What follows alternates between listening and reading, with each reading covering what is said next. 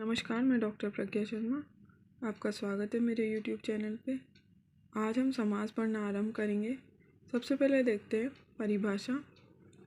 सम सन समास। तो सम सनम समास है। देखते हैं इसका अर्थ। दो सार्थक पदों के मेल को समास कहते हैं। अब ये सार्थक या समर्थ पद होते क्या हैं देखते हैं। विभक्ति, पहला समर्थ अर्थ होता क्या है। विभक्ति उत्पन्न करने में जो समर्थ हो उसे समर्थ कहते हैं। सार्थक का अर्थ है जिसका मतलब जिसका जो विभक्ति उत्पन्न करे और विभक्ति उत्पन्न करने में समर्थ हो उसे सार्थक कहते हैं। अब ये देखते हैं इसकी व्युत्पत्ति कैसे हुई है। देखते हैं। सम उपसर्ग पूर्वक अस धातु और घ प्रत्यय से ये बना है। सम उपसर्ग पूर्वक अस धातु से घ प्रत्यय करने पर समास शब्द बनता है।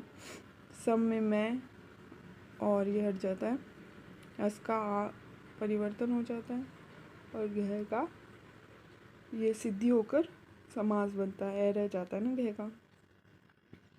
अब देखते हैं, इसको आस हो जाता है दीर्घों के। समास का शाब्दिक अर्थ है संक्षेप। विलोम शब्द इसका क्या है, व्यास।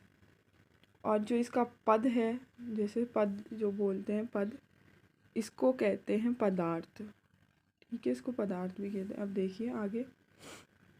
समास होने पर क्या होता है, दो पदों का एक पद हो जाता है, दो विभक्तियों की एक विभक्ति हो जाती है, बीच की विभक्तियों और शब्दों का लोप हो जाता है।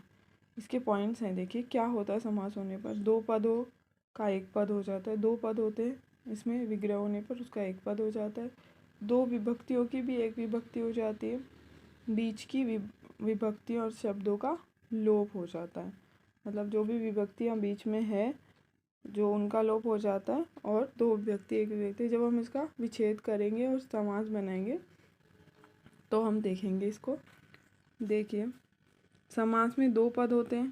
पहले पद को पूर्व पद कहते हैं, बाद वाले पद को उत्तर पद। अब मैंने आपको बोला था पद है, पद क्या है, पदार्थ। अभी भी आपको बताया था।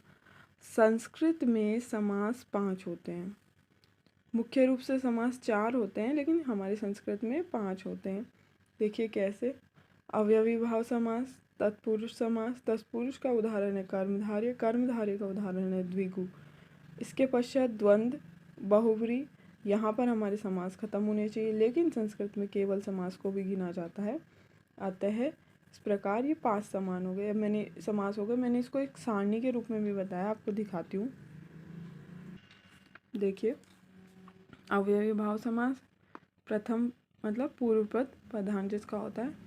तत्पुरुष समास जिसका उत्तर पद प्रधान होता है, और इसका भेद है कर्मधारय समास, जिसे समानाधिकरण तत्पुरुष भी कहते हैं।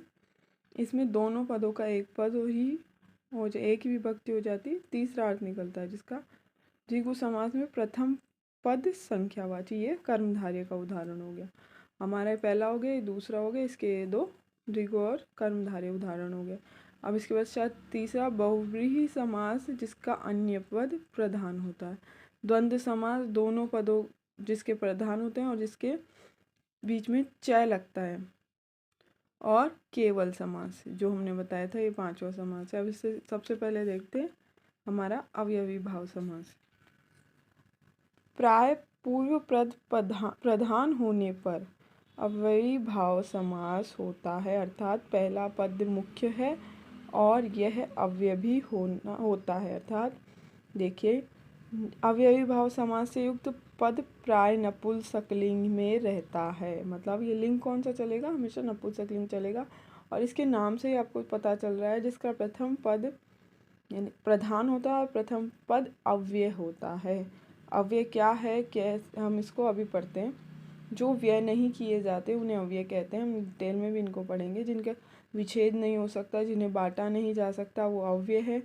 और ये शब्द के आदि में, प्रारंभ में लगते हैं और से पूर्व में से लग के परिवर्तित कर देते हैं। यहाँ पर यही हमारे विग्रह करने पे प्राप्त होंगे और जिन्हें हम समास बनाएंगे। सबसे पहले देखते हैं उप का प्रयोग। उप का प्रयोग अवयवी भाव समास में समीप अर्थ में होता है। विग्रह करने पर उत्तर पद में षष्ठी विभक्ति लगाते हैं। इसमें ये बता रहा है उप का प्रयोग अवयवी भाव समास में समीप अर्थ में होता है, मतलब पास के अर्थ, जहाँ पर समीप अर्थ हो वहाँ पर उप का प्रयोग होता है। और इसमें उत्तर पद में जब हम इसका विग्रह करेंगे तो षष्ठी विभक्ति का प्रयोग करते हैं। उदाहरण से देखिए उपकुंभम, अब षष्ठी विभक्ति लगानी है। ये आप इसको जब करेंगे तो पीछे वाला आगे आ जाएगा, आगे वाला पीछे चले जाएगा, ठीक है।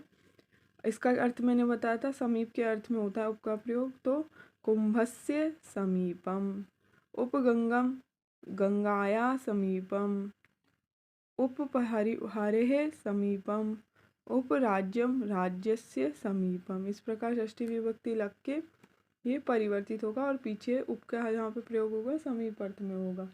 इसके बाद हम देखते हैं निर का प्रयोग। निर का प्रयोग अवयवी भाव समास में अभाव अर्थ में होता है। विग्रह करने पर उत्तर पद में षष्ठी विभक्ति लगाते हैं।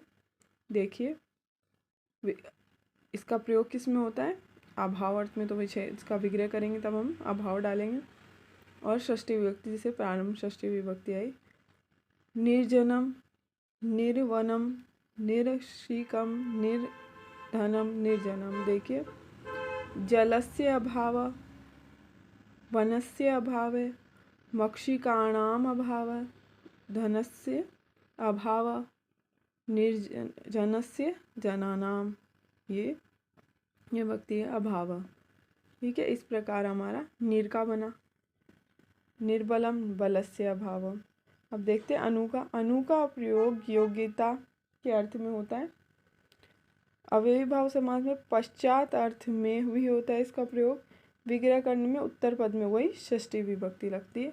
उदाहरण देखिए अनु विद्यालयम, विद्यालयस्य पश्चातम, अनु रामम, रामस्य पश्चातम, और अनु हरिम, हरेः पश्चातः, अनुग्रहम, गृहस्य पश्चातम, अनु पाठशाला, पाठशालायां पश्चातः। अब इसको हम योग्य अर्थ में भी बताया था, हम उसके भी उदाहरण देख लेते हैं एक बार। देखिए योग्य अर्थ में भी अनु होता है। अनुरूपम, रूपस्य योग्यम, अनुगुणम, गुणस्य। इसमें ये आपको गुण और रूप इसमें मिल जाएंगे, तो ये योग्य अर्थ में ऐसे होगा और ऐसे अनु लगेगा। और उनको बस ये पहचानना इसका अर्थ क्या है, इसके आधार पर हम इसको पहचान सकते हैं और अव्यय लगा सकते हैं। अब देखते हैं प्रति का प्रयोग अवयवी भाव समाज में विप्सा बार बार अर्थ में होता है। विग्रह करने पर उत्तर पद में द्वितीय विभक्ति लगाते हैं। अब तक हम षष्ठी लगा रहे थे, अब द्वितीय पे आ गए।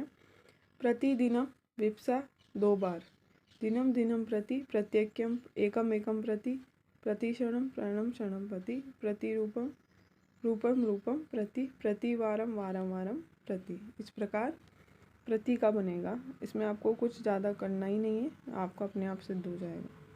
तो अब हम सु का प्रयोग। इसमें देखिए सु का प्रयोग अवयवी भाव समास में समृद्धि अर्थ में होता है।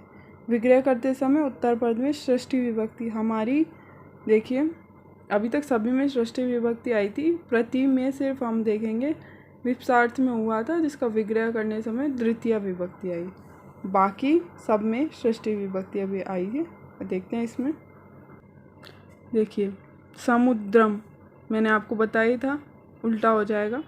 मद्राणाम समृद्धि ही, सुद्रविणम द्रविणानाम समृद्धि ही, सुभारतम भारतस्य समृद्धि ही, समुद्गम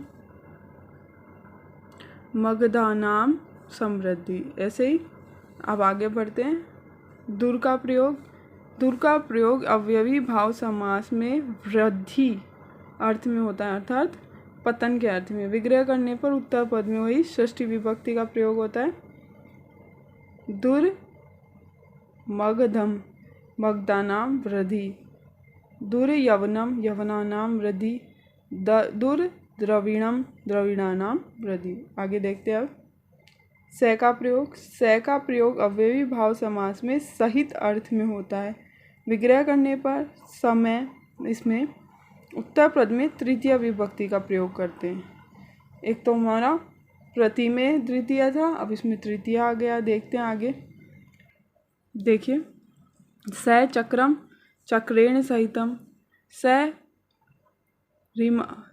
हरिम हरिणा सहितम, स परिवारम परिवारेण सहितम।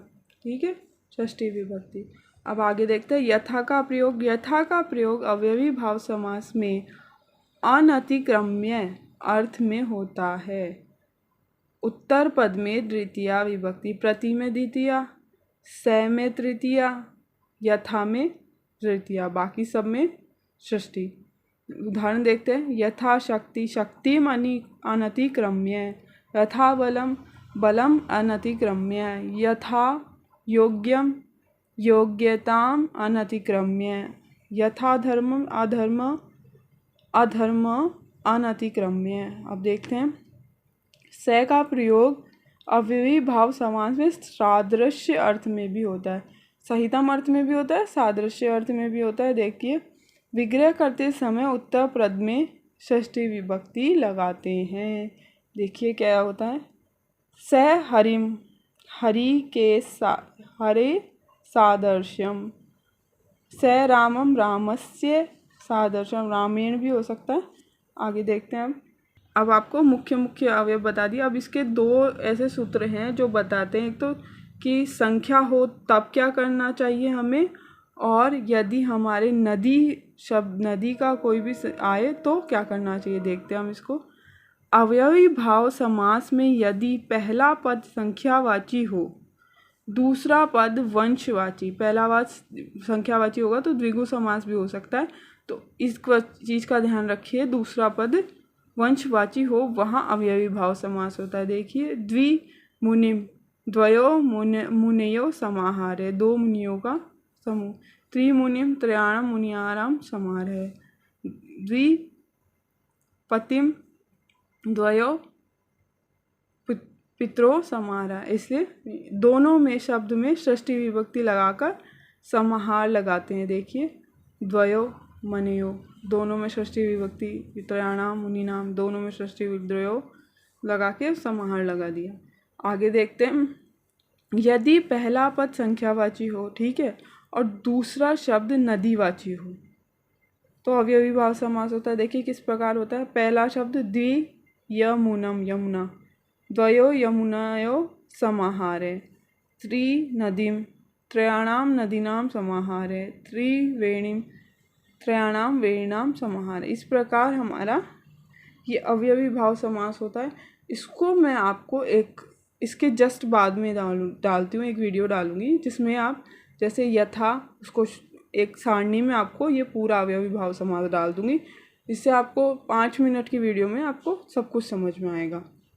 ये पूर्ण रूप से समझा, इसी को मैं एक शॉर्ट रूप में समझा दूंगी। ठीक है, इस वाली का लिंक भी उसमें डाल दूंगी, उस वाली का बनाऊंगी जब, उस वाली का भी अब थोड़े टाइम बाद इसमें डाल दूंगी। ठीक है, इससे आपको मिल जाएगा। अभी के लिए हम इसे यहीं समाप्त करते हैं। धन्यवाद। शुभमस्तु।